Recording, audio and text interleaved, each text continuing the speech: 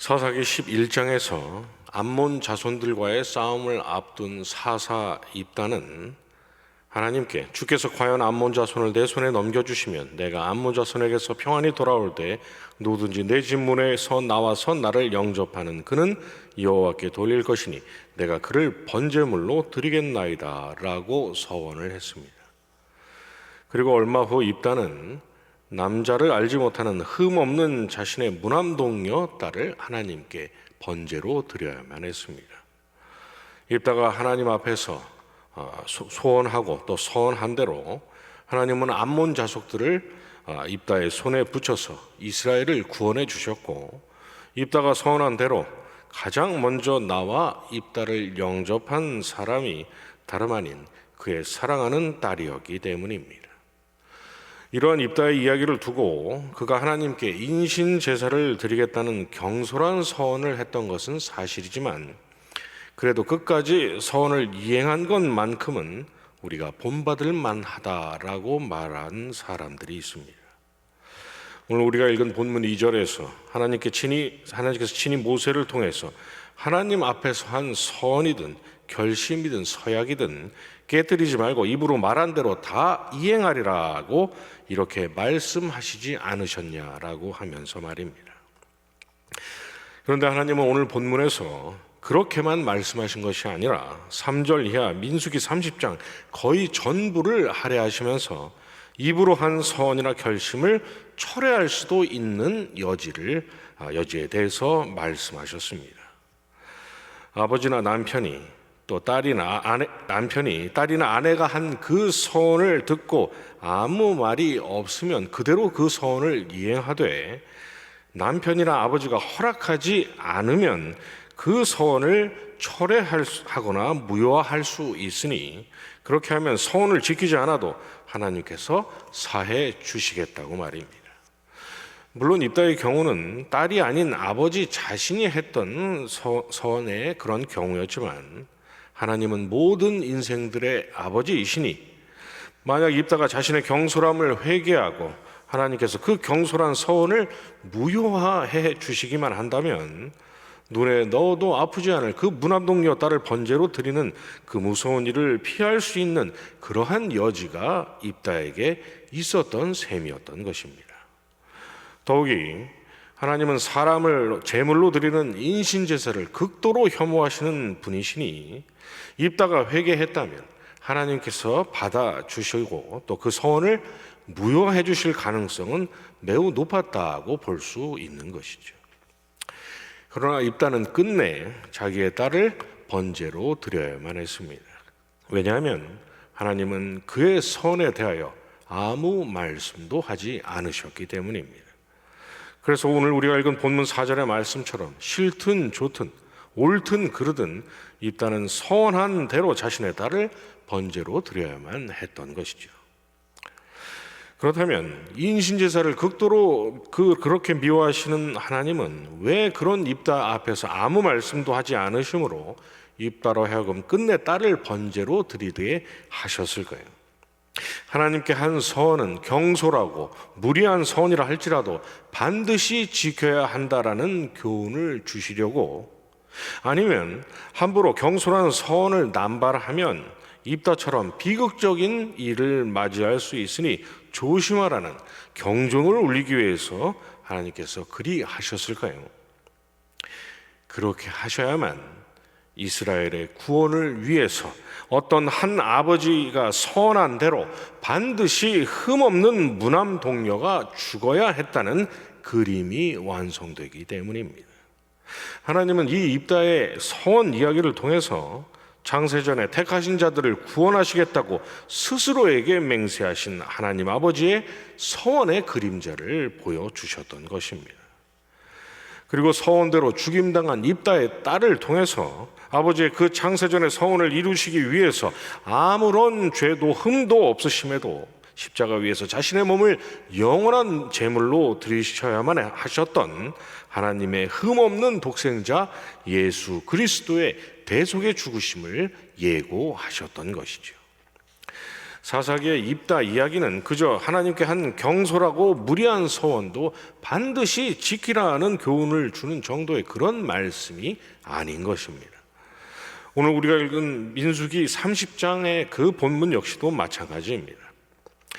물론 본문 1절이 분명히 말씀하고 있는 바 민수기 30장 전체는 서원에 관한 하나님의 명령입니다. 하나님께서 명령하셨으니 당대의 이스라엘이든 오늘을 살아가고 있는 저와 여러분이든 명령하신 이 말씀대로 따라야 할 의무가 있는 것이죠.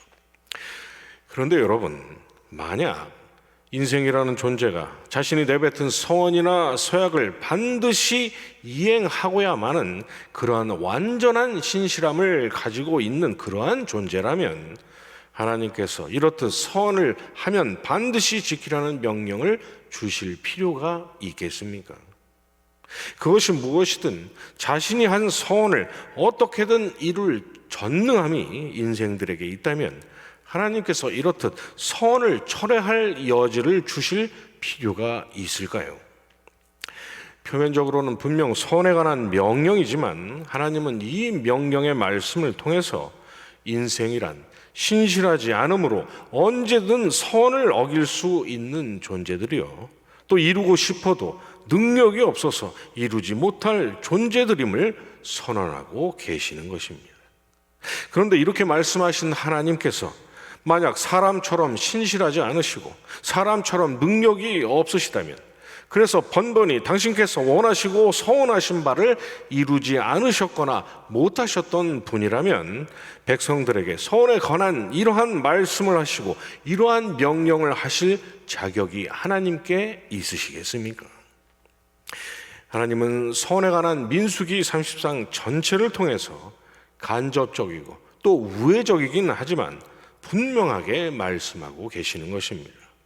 나 여호와는 너희와 같은 사람이 아니므로 변개치 않으며 능치 못한 일이 없는 하나님이니 아브라함과 이삭과 야곱 앞에서 내가 약속한 바 너희에게 가나안 땅을 주겠다는 나의 선을 반드시 이루고야 말 것이라고, 너희에게 베푼 나의 완전한 은혜가 너희를 반드시 약속의 땅 가나안으로 들어가게 할 것이라고 말입니다.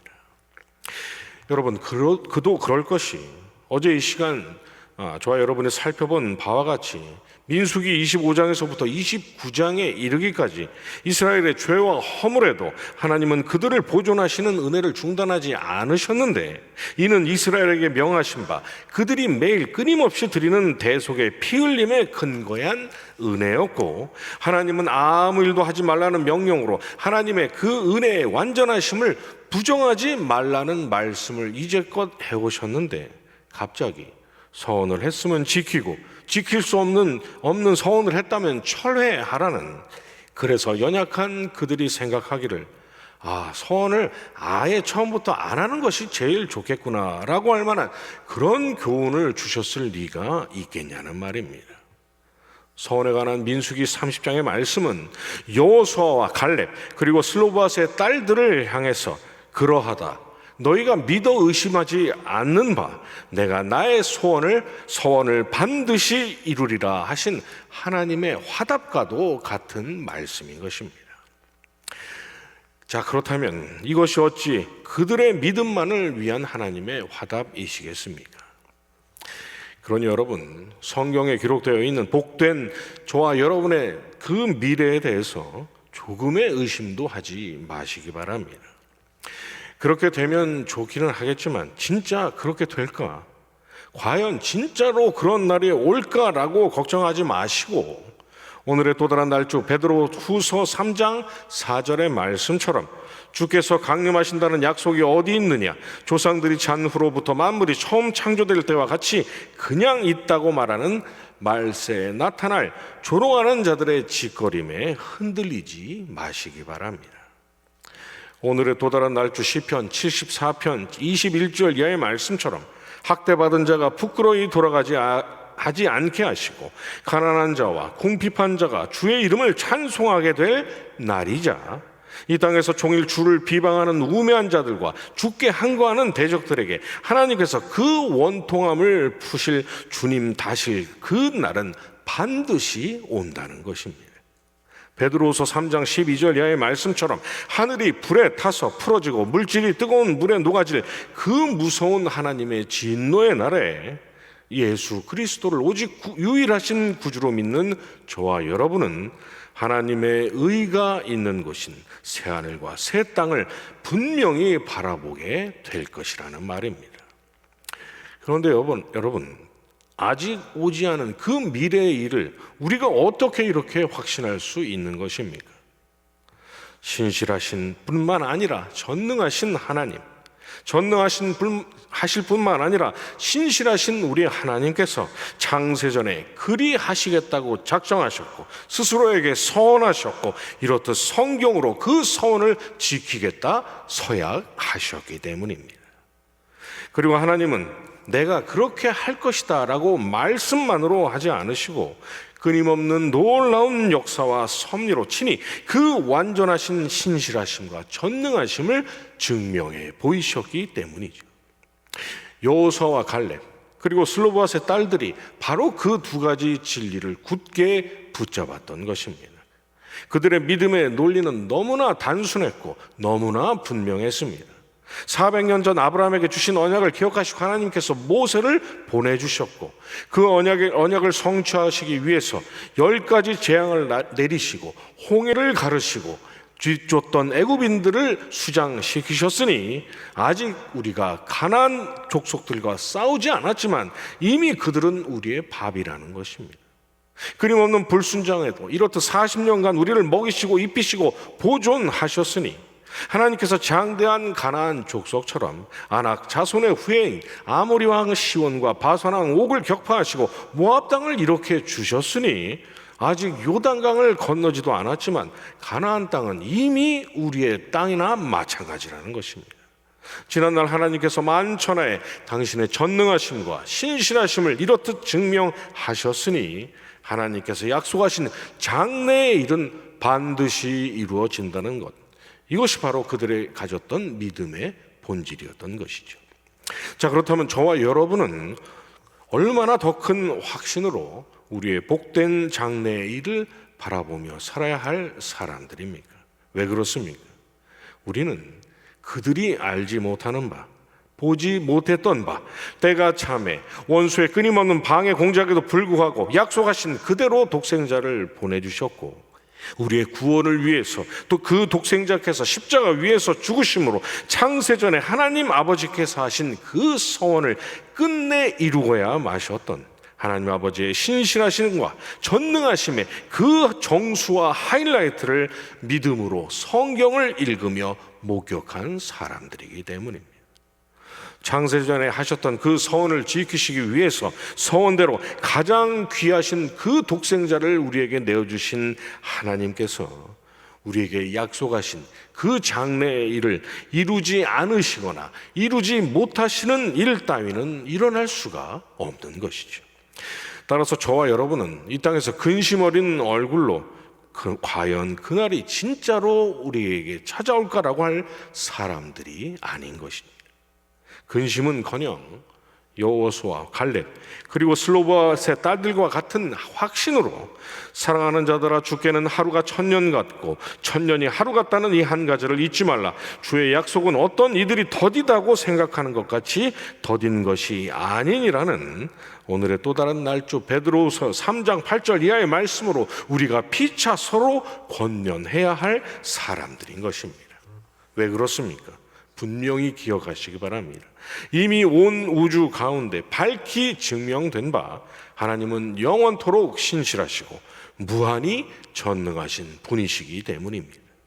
하나님은 모든 것이 그리스도 예수 안에서 베푸신 은혜였나이다라는 지난날에 대한 우리의 감사의 찬양뿐만 아니라 그러므로 신실하시고 전능하신 그 하나님의 은혜가 나를 영원한 하늘의 처소로 반드시 데려갈 줄을 내가 믿나이다라는 미래에 대한 우리의 확신에 찬 고백을 받으시기에도 합당하신 분이신 것입니다.